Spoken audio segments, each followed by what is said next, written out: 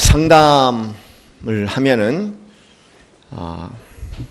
맨 첫 시간에 개인 성장사를 듣게 됩니다. 어떻게 살아서 여기까지 오게 됐는지. 그런데 그 개인 성장사를 듣는 과정에 첫 번째 질문이 가족과 함께 했던 즐거운 경험에 대한 얘기죠. 자라시면서 어렸을 때 경험이 어땠습니까? 대부분 어렸을 땐 다 즐거워요, 모든 게. 그래서 이제 대부분 즐거웠습니다, 행복했습니다, 그렇게들 얘기하시죠. 그러면 두 번째 드리는 질문이 좀 더 구체적으로 자라면서 즐거웠던 경험을 세 가지만 얘기해 주세요. 그러면 이제 기억나는 세 가지를 얘기합니다. 제가 상담 현장에서 만난 건 아니지만 남서울 은혜교회에 있을 때 저와 함께 새생활 그 학교를 운영했던 한 집사님이 계십니다. 그 집사님 자녀들과 함께 이야기를 하다가 제가 알은 건데요. 아주 특이한 집안인 것 같아요. 그래서 혹시 여기 아시는 분 계신지 모르겠지만 안중근 집사님이라고 그런 분, 저 송파의 올림픽 아파트에 사시는 분입니다. 그런데 그 집 식구는 어렸을 때부터 아이들이 어렸을 때 학원 갔다 와도 그렇고 중고등학교 학생이 돼서 이제 학원을 갔다 와도 그렇고 온 집안이 다 모이면은 제일 먼저 하는 게 뭐냐면 서로 오기를 기다렸다가 마지막 오면은 온 집안 식구들이 동네에 나가서 놀기 시작을 해요. 아이스크림 가게를 포함해서 찻집이라든가 그 여러 편의점을 또는 이제 그 포장마차를 두르면서 대개 한 2시간을 노래요. 매일 9시에 모였으면 11시, 11시에 모이면은 1시까지 그렇게 온 식구들이 함께 떼거리로 놀러 다닙니다. 그래서 이제 동네에서 소문이 났는데 그 집안을 뭐라고 얘기하냐면 개떼 집안이다, 그렇게 이제 이름을 붙일 정도로 온통 소문이 났어요. 아들하고 얘기하는데 어렸을 때 즐거운 추억도 얘기하니까는 셀 수가 없어요. 하루 종일 들어도 참 행복한 얘기뿐입니다. 그 이야기를 들으면서 제가 놀랐던 것 중에 하나가 가족이라는 게 그럴 수가 있구나. 내 가족은 그런 적이 없으니까 사람들이 보면 다 기준이라는 게 내 가족 같은 것을 기준으로 삼지 않습니까? 그런데 그분의 이야기를 들으면서 이럴 수 있구나, 가족이. 개떼처럼 가족이 놀러 다닐 수 있구나. 얼마나 조이풀한 경험들, 즐거운 경험들이 많은 집안인지 몰라요. 두 번째 묻는 질문은 이제 신뢰에 대한 경험이죠. 자라면서 얼마만큼이나 부모나 또는 가족에게 이 신뢰감을 경험했을까. 힘들 때 공감해주고, 그리고 위로받은 구체적인 사건들을 나누게 합니다. 두려울 때 보호받은 경험들, 깜짝 놀라고 두렵고, 그 다음에 이런 상황을 어떻게 이겨나갈 수 있을까, 그리고 초조할 때 아주 훌륭한 버팀목으로 딱 지켜주셔갖고, 우리 엄마 아빠 참 대단하다. 그런 느낌을 이제 구체적으로 찾아내는 겁니다. 그런가 하면은 뭔가를 하고 싶고, 그렇지만은 이제 두려워서 주저할 때 좋은 지지자가 되어서 그 일을 헤쳐나갈 수 있고 이제 이루어 나갈 수 있는 그런 경험들. 그러면서 우리 부모님이 내 편이시고 우리 부모님 나에게 큰 힘이 되셨다라는 그런 사건들을 회상하고 기억을 하는 거죠. 이런 경험을 이제 신뢰의 경험이다. 신뢰감을 경험했다. 그렇게 얘기합니다. 이걸 물어보는 이유가 이렇게 돌아볼 때 아주 즐거운 경험들이 많고 그리고 신뢰감을 느낄 수 있는 경험들을 많이 가진 사람들이 공통적으로 경험하는 걸 뭐냐면 사랑을 많이 경험했다. 그렇게 얘기를 하죠. 그러니까 사랑이라는 것은 막 뭐를 주고 더해주고 뭐 아이들을 어떻게 양육하고라기보다 자라면서 즐거운 경험과 신뢰의 경험들이 차곡차곡 누적이 될 때 아이들은 그것을 이제 사랑으로 경험을 한다는 겁니다. 그러니까 그런 면에서 사랑은 이런 경험들의 누적이니까 어떤 추상 명사나 내가 너를 사랑한다라는 말 하지 않아도 이런 즐거운 경험과 그 다음에 신뢰의 경험들이 누적이 되면은 나중에 돌이켜서 회상할 때도 부모님이 나를 굉장히 사랑하셨다는 사랑에 부모님의 사랑을 많이 받았다. 그런 이제 느낌을 느끼게 되는 거죠. 이런 사람들을 소위 이제 건강한 애착 관계, 안정된 애착 관계를 경험했다. 그렇게 얘기합니다. 이런 사람들이 가지고 있는 공통적인 특징이 뭐냐면, 세상이 내 편이다라는 느낌을 갖는 거예요. 세상이 내 편이다. 그리고 함께가 즐겁다. 이 두 가지 두드러진 경험이 있습니다. 그러니까 어렸을 때 경험이야 평생 동안 그 삶을 지배하는 경험에 세상이 내 편이다. 그리고 함께하는 것이 즐겁다. 그런 경험을 하지 못한 사람을 이제 불안정한 애착을 경험했다고 얘기를 하죠. 즐거운 경험이 별로 없고 그리고 신뢰감을 경험할 수 있는 경험들이 별로 없어요. 이렇게 자라나게 될 때 불안정한 애착을 경험한다.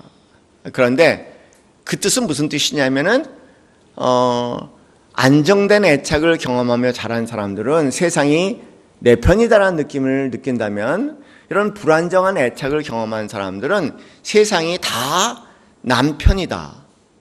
이런 느낌을 가지고 자라가게 되는 거죠. 그리고 함께 한다는 것이 늘 부담이 돼.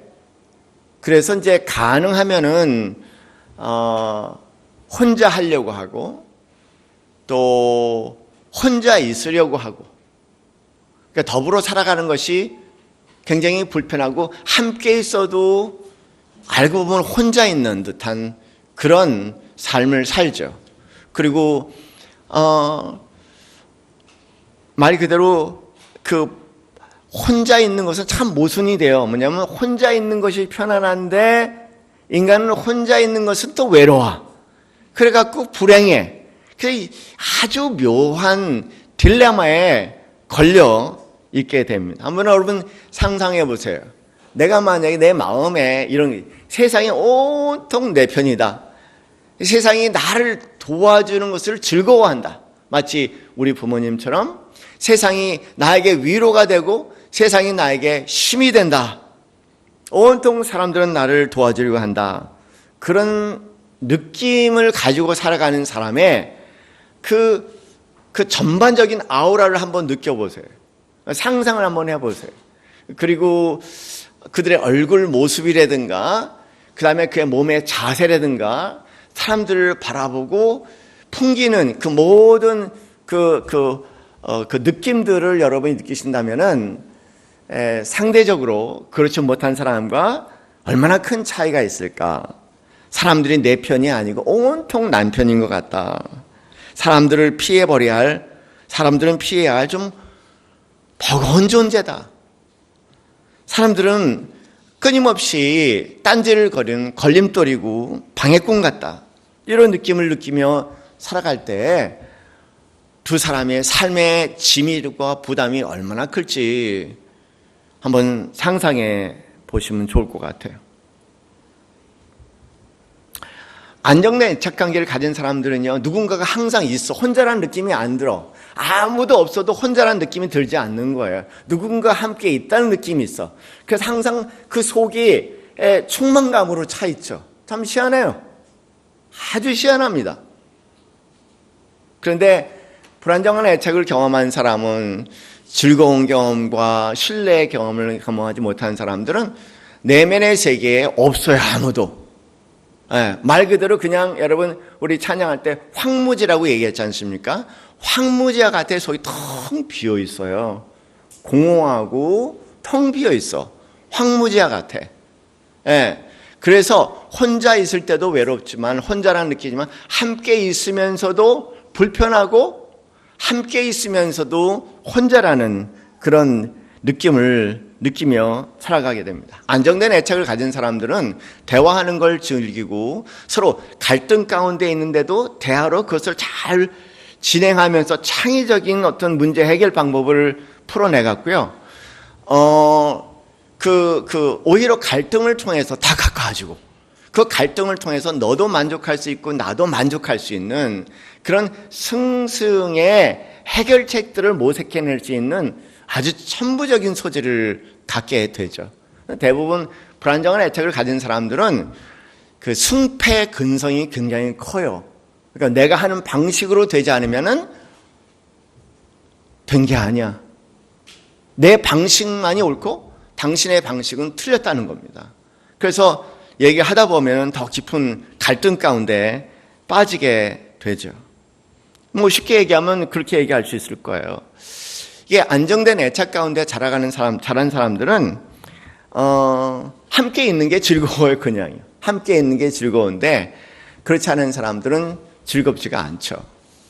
불편하죠. 우리 한국 문화를 보면은 한 80%가 불안정한 애착을 경험했대요. 그러니까 안정된 애착을 경험한 사람들은 그렇게 많지가 않은가 봐. 5명 중에 1명 꼴이니까. 뭐 우리 교회 평균으로 얘기하면 우리가 100명이 지금 예배를 함께 드린다면 80명은 불안정한 애착을 경험했다. 그러니까 불안정한 애착이 건강한 애착보다 더 보편적이고 이제 일반적인 것 같아요. 뭐 저도 예외가 없습니다. 가만히 돌아보면은 뭐 이렇게 즐거운 가족이 함께했던 아주 그 조이풀한 익스피리언스가 별로 없는 것 같아. 가만히 돌아보면은 혼자 놀았다는 느낌이 들지, 이렇게 가족과 함께했다는 느낌이 들지 못하고요. 그리고 외롭고 힘들고 그럴 때도 뭐 가족과 함께 얘기하면서 그 외롭고 힘든 마음을 위로를 받다든가, 또 뭔가 헤쳐나가야 되는데 누구의 도움을 받고 힘을 받고 헤쳐나가야, 나 혼자 열심히 그 문제를 헤쳐나가야 될, 그 자수성가해야 되는 그런 가족 배경을 가졌으니까 당연히 저도 몹시 불안정한 애착 관계를 경험하며 자랐죠. 그런 제 성격은 한마디로 얘기해서 이 표현입니다. 신경증적 성격을 가지고 있다. 제 성격이 신경증적 성격이에요. 정신분열증 성격은 아닌데 신경증적 성격을 가진 증상들이 굉장히 많습니다. 편안한 사람이 아니에요, 저는요. 저하고 지내본 사람들은 아시지만 편안한 사람 아닙니다. 안정된 애착을 가진 사람들은 같이 있으면 편안해.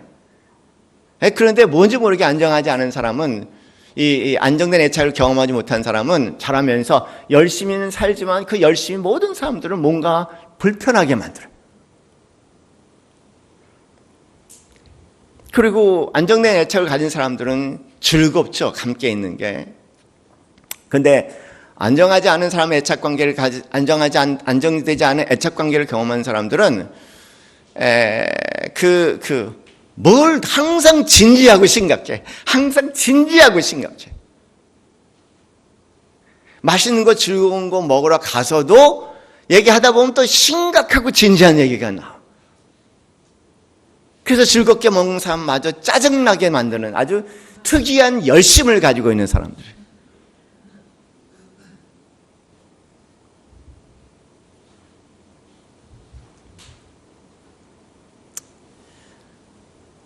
예민하고 소심하고 쉽게 두려워하고 열등감이 많은 만큼 자존심이 세서 누구든지 내 말에 조금이라도 부정적인 말을 하면은 굉장히 기분 나빠하고 자존심 상해하고 남들에게 지기 싫어하고 생각보다 시기 질투도 많아서 욕심도 많습니다. 참 잘 되는 꼴을 보기가 힘들어.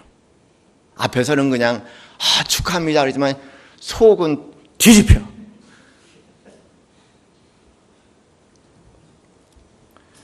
그러니 세상 사는 일이 얼마나 벅차겠습니까? 힘들어. 힘들지 않은 일도 희한하게 힘들게 만들어. 저와 함께 여기까지 생존한 우리 남서울 예수교회 성도님들에게 박수를 보냅니다. 당신들이 아주 훌륭한 사람들입니다. 하나님이 하는 것도 그래요.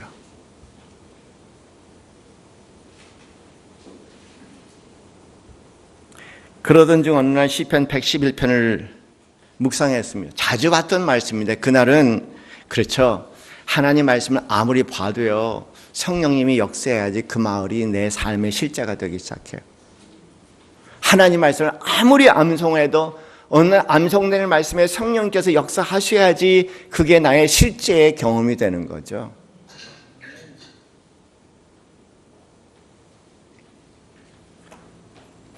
우리 시편 111편 말씀 함께 한번 큰 목소리로 함께 봉독합시다. 시작. 할렐루야. 내가 정직한 자들의 모임과 회중 가운데서 진심으로 여호와께 감사하리로다.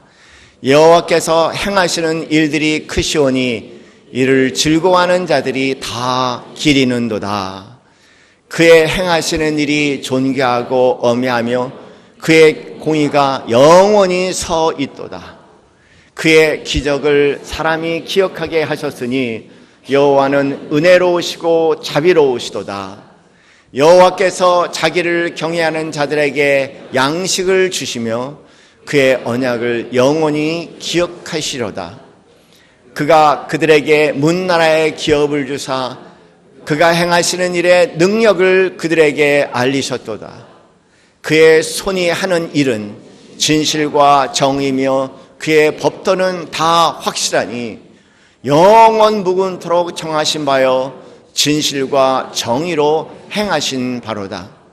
여호와께서 그의 백성을 속량하시며 그의 언약을 영원히 세우셨으니 그의 이름이 거룩하고 지존하신도다. 여호와를 경외함이 지혜의 근본이라. 그의 계명을 지키는 자는 다 훌륭한 지각을 가진 자이니 여호와를 찬양함이 영원히 계속되리로다. 아멘. 이 말씀을 묵상했어.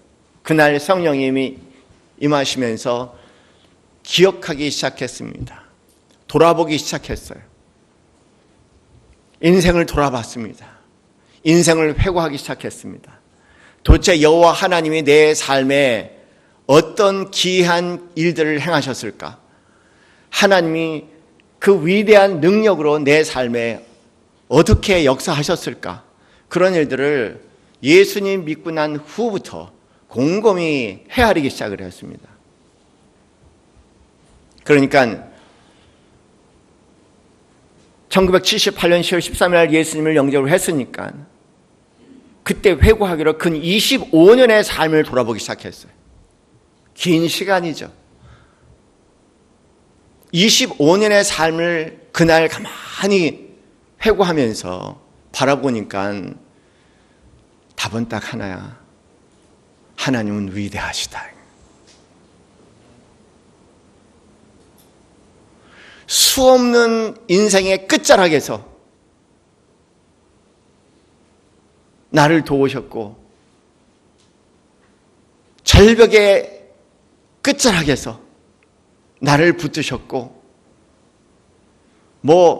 여러분과 하루 종일 얘기해도 부족할 정도로 수많은 하나님의 손길이었다는 것을 기억하게 됐습니다. 그 중에 하나를 소개해야 된다면 그렇게 기도하고 미국 가서 공부하겠다고 하나님께서 기적같이 길을 열어주셔서 가서 공부하다가 3년 만에 너무너무 힘들어서 이제는 더 이상 못 버티겠다. 끝이다. 그리고 다 접고 한국으로 돌아가고자 마음을 먹고 쓸쓸하게 시카고 거리를 지나가고 있을 때 종이 한 장이 날아오길래 제가 발로 바람에 날려가는 종이 한 장을 눌렀습니다. 궁금해서 이게 뭔가? 그러고 봤더니 주일학교 공과 찢어진 한 장이야. 거기에 이런 표현이 적혀 있습니다. 이스라엘 백성들이 광야에서 불평하더라. 하나님께서 약속한 언약의 땅을 향해서 가다가 그들이 광야에 시련과 어려움 가운데 하나님께 불평하더라. 그 어린아이 주일학교 공과 한 토막을 보면서 꼭 제 마음을 보는 것 같았어요. 그렇게 기도해서 여기까지 왔는데, 그렇게 3년을 여기까지 버텨왔는데 지금 나는 돌아가겠다고, 하나님이 도와주시지 않는다고 그렇게 불평하는 제 자신의 모습을 발견하면서 저는 놀랐죠. 아니다. 다시 견디겠다는 겁니다. 끝까지 견디겠다는 겁니다. 제 인생을 살면서 지난 주님 만난 25년의 삶에 수없이 포기할 수밖에 없는 순간들 돌아보면 그렇게 하나님이 인생의 구구절절히 저를 붙잡고 인도해 주셨어요. 정말 상상할 수 없는 수많은 일들이 회고가 됐습니다. 그걸 사랑하는 성도들은 뭐라고 얘기하는 줄 아세요? 신뢰의 경험이라고 해요. 드디어 25년의 삶을 돌아보며 통틀어보면서 제가 그날 경험한 것은 성령님의 조명 가운데 하나님께서 제 삶에 역사했던 많은 그 기적 같은 도우심의 손길들을 회상하면서 그런 것이 제 삶에 있었다는 걸 알았어요. 그 은혜가 여러분에게 있기를 바랍니다. 다 있어요.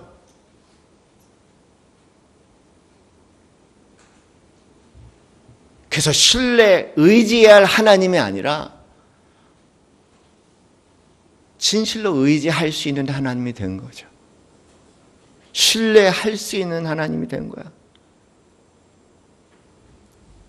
하나님이 내 편이시라는 느낌이 들어오기 시작한 겁니다. 천지를 지으신 하나님께서 내 편이시다. 참 희한한 경험인 것 같아. 하나님이 내 편이시다.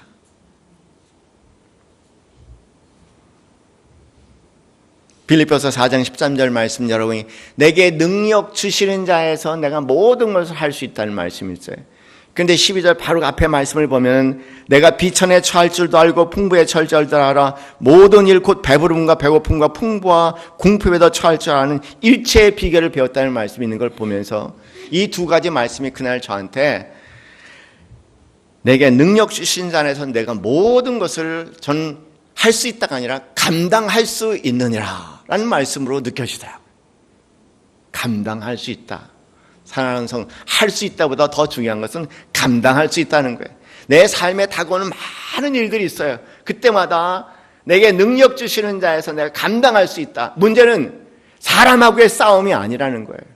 그 상황하고의 싸움도 아니고 그 사람하고 싸움도 아니고 결과적으로는 하나님과 나하고의 싸움이라는 것입니다. 그때부터 인간과의 싸움을 내려놓기 시작했어요.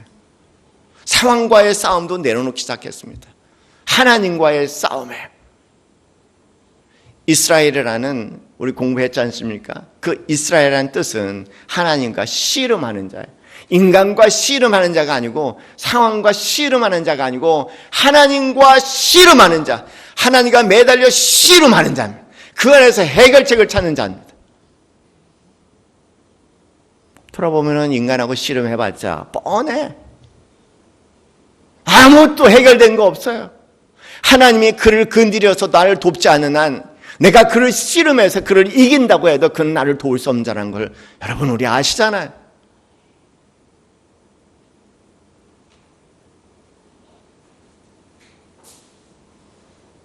머리 굴리지 마세요. 사람과 싸우지 마세요. 조종하려고 하지 마세요. 통제하려고 하지 마세요. 성질 부리지 마세요. 비유 맞추지 마세요. 하나님과 씨름하세요.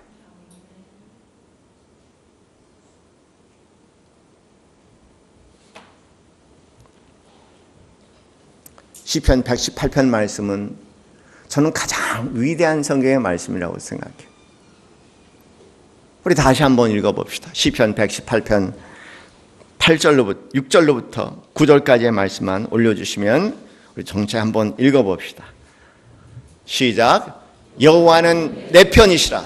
내가 두려워하지 아니하리니 사람이 내게 어찌할까. 여호와께서 내 편이 되사 나를 돕는 자들 중에 계시니 그러므로 나를 미워하는 자들에게 보응하시는 것을 내가 보리로다. 여호와께 피하는 것이 사람을 신뢰하는 것보다 나으며 여호와께 피하는 것이 고관들을 신뢰하는 것보다 나았도다. 아멘.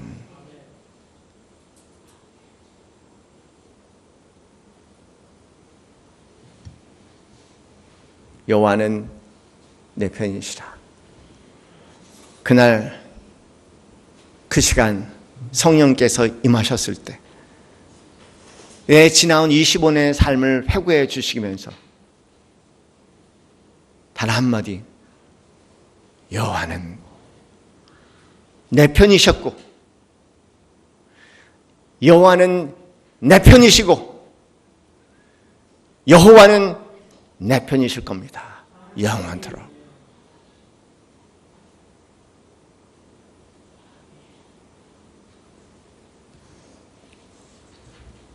달라진 거 하나도 없는데 인간이 참 신기해요. 달라진 거 하나도 없어요. 그런데 어디서 생기는 근거 없는 자신감, 이상한 자신감, 이거 어디서 나타난 거지?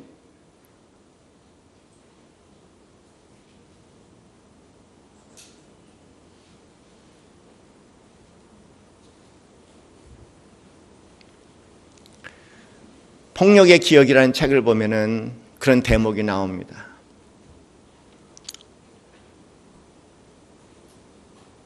어렸을 때 방치받고 상처받고 자라난 사람이 어느 날 성인이 되어서 그걸 깨닫게 되지만, 그리고 이렇게 저렇게 애를 써서 그걸 채워보려고 애쓰지만 실제 그것이 경험으로 채워지지 않으면 이론에 불과하다. 나는 그걸 하나님 말씀을 통해서 깨달았어요. 내가 아무리 하나님 말씀을 부르짖고 난리를 쳐도 그것이 나의 실제 경험이 되지 않으면 나를 끌고 가는 말씀이 되지 않는다는 걸 알았어요. 그 말씀이 얼마나 가슴이 아팠는지 몰라. 그런데 가슴이 아픈 만큼 그날 제가 은혜가 됐건 뭐냐면 성령께서 임하시니 시편 111편과 시편 118편 말씀이 실제가 되더라는 겁니다. 제 삶에. 공부해서 될 일이 아니에요. 그는 기초입니다. 성령이 역사해야지 말씀이 육신이 되어 우리의 삶의 능력이 되는 거죠.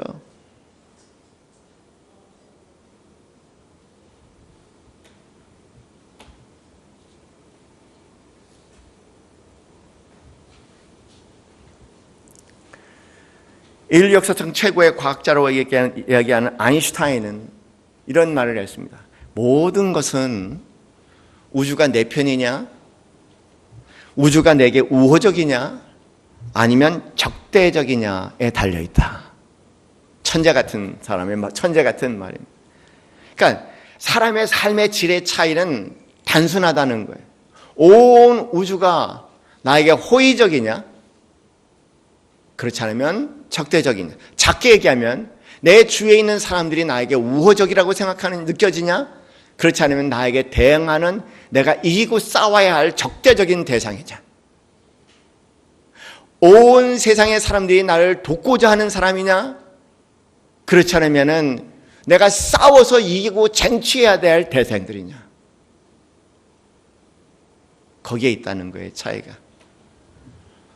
과학세계처럼 보수적인 데가 없습니다. 한번 정설이 세워진다면 그 정설을 뒤집는 거는 정말 목숨을 내놓는 일이죠. 그래서 한때 지구가 중심이고 태양도 지구를 도는다는 이런 지구 중심설을 깨기 위해서 과학자들이 아니다 관찰해 보니까 오히려 태양을 중심으로 지구가 돈다는 지구 지동설을 얘기했다가 죽을 뻔한 과학자들 많았죠. 아인슈타인은 그 시대의 모순이었습니다.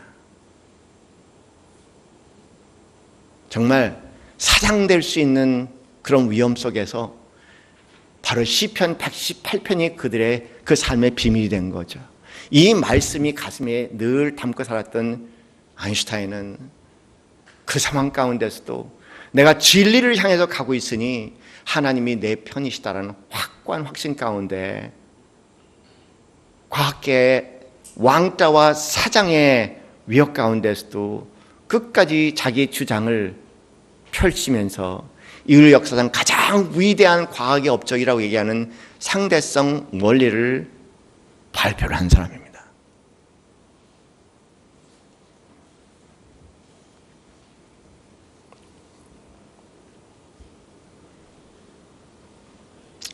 하나님과 더불어 살아가는 사람들, 바로 그런 사람들이죠. 하나님이 내 편이시다.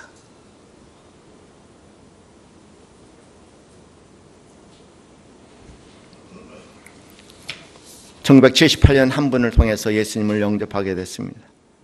사형리를 저한테 소개하면서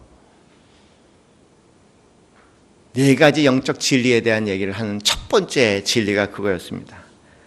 하나님은 당신을 사랑하시며 당신을 위한 놀라운 계획을 가지고 계십니다. 라는 가설을 믿었죠.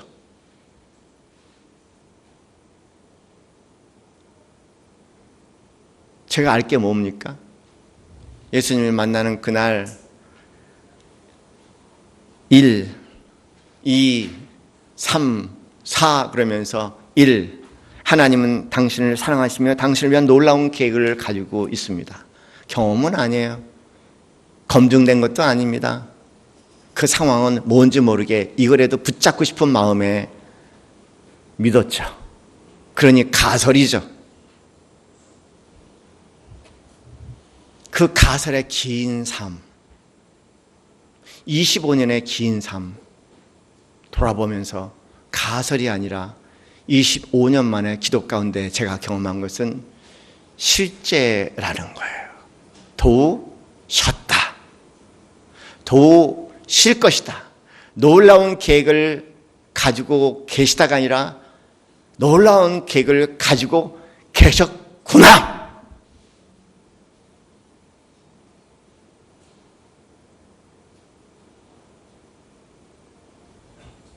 그날은 너무 감격스러운 날이었습니다. 이론이 아니라 실제가 되는 날이었어요. 대박. 뭘 여러분이 대박이라고 하십니까? 단 한마디 말씀을 드리세요. 내 인생의 대박. 하나님이 내 편이시다. 그 안에 자신감, 어떤 상황 가운데서도 견딜 수 있는 힘, 그리고 그 느낌이 저한테 다가온 것은 내 인생이 참 복되다라고 스스로 말할 수 있는 이 고백.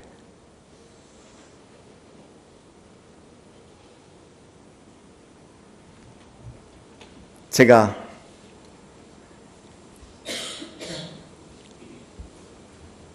이 자리에 서 있다면 내가 만난 하나님 소개하기 위해서 이 자리에 서 있는 거죠.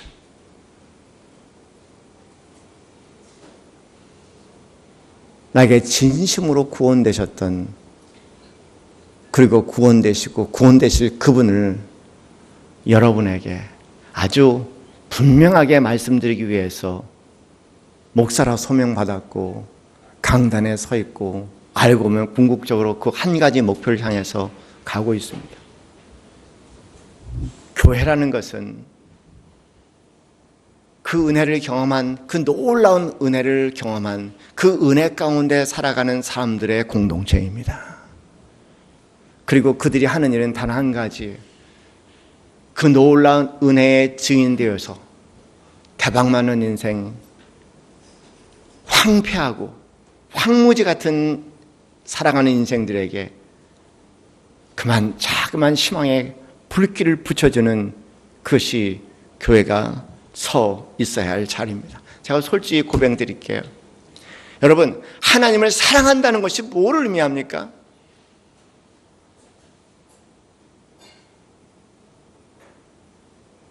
하나님을 내가 사랑을 경험했다고 얘기합시다. 하나님을 사랑한다는 것이 도대체 무슨 의미를 가지고 있을까?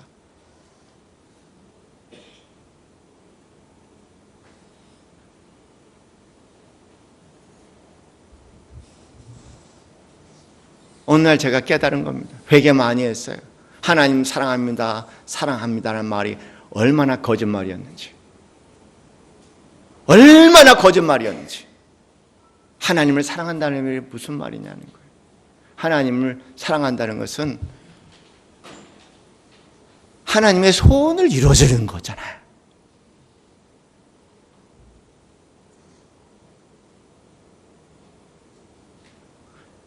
근데 저는 항상 사랑받기만을 원했지, 내가 받는 사랑 받는 것을 하나님이 나를 사랑하고 그 하나님을 사랑했지, 하나님의 소원을 들어드린다는, 자식도 하물며 부모의 소원을 들어주는데, 사랑하는 부모의 소원을 들었는데 하나님의 소원을 어느 날 사랑한다는 말 속에 들여지도 못하는 제 자신을 발견했습니다.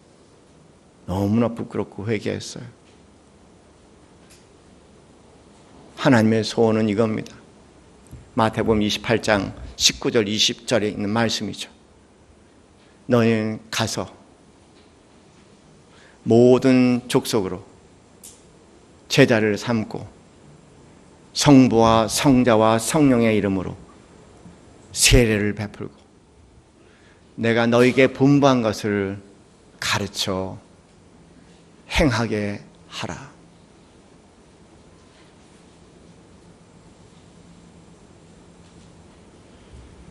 그 마음의 소원이 하나님 사랑합니다라는 것을 알게 됐습니다.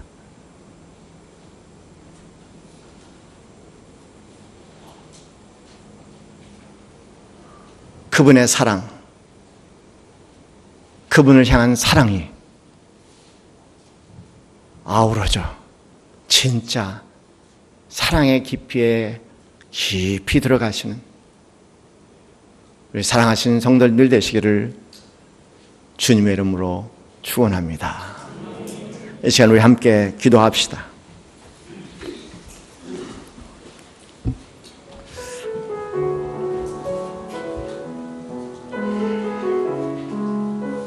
우리의 삶을 돌아봅니다.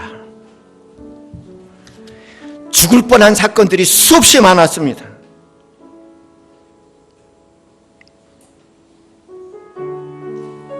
죽을 수 있는 상황들, 죽고 싶었던 상황들 돌아보면은 기적 같은 시간들이었습니다.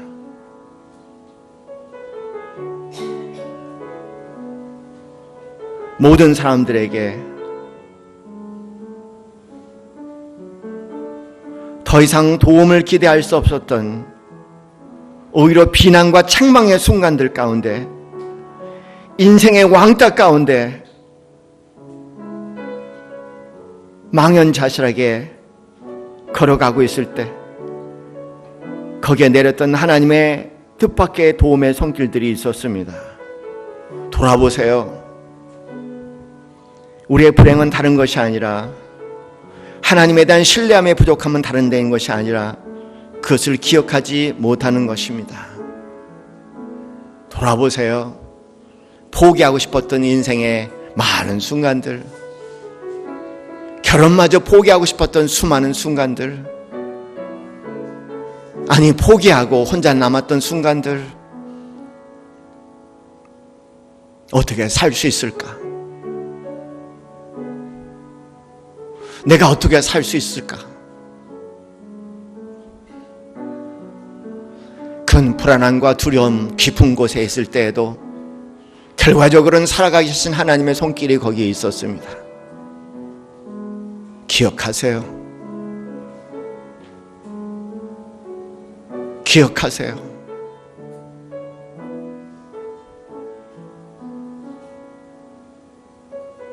그리고 그 은혜가 오늘 그리고 내일 나를 인도할 것입니다.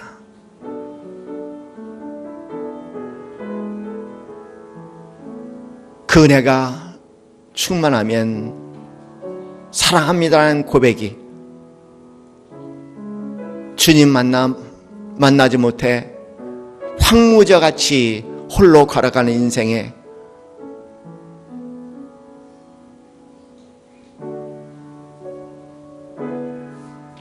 자그만 사랑의 희생이 되길 원하고 하나님께 진정으로 사랑의 고백을 드릴 수 있는 진솔한 그리스도인이 될 것입니다. 내가 전도하지 못하는 이유는 내가 아직도 하나님을 신뢰하지 못하고 하나님께서 나에게 베푸신 놀라운 은혜가 무엇인지를 모르고 사망의 음침한 골짜기에서 나의 지팡이가 되어줬던 하나님을 기억하지 못한 불행한 일일 뿐입니다. 이 시간 한번 우리 함께 기도합시다. 우리의 삶을 돌아보며 기도합시다. 하나님의 도움의 손길을 회상해 봅시다. 그 은혜를 회상해 봅시다. 이제는 우리 주 예수 그리스도의 그 크신 은혜와 하나님 아버지의 지극하신 사랑과 성령님의 교감하심이 내 삶을 돌이키며 나의 진정한 도움의 손길이 되었던 하나님의 신뢰의 경험을 회복하며 그것이 우리에게 말할 수 없는 기쁨과 찬양과 감사가 되게 하여 주셔서 하나님, 나의 즐거움과 기쁨과 그리고 신뢰의 대상이 없어서 수고하고 무겁고 살아가는 많은 인생들에게 자그마한 함께 나누는 삶이 되기 소원하는 이 자리에 있는 모든 성도들 머리 위에 지금부터 영원까지 함께 있기를 축원하옵나이다. 아멘.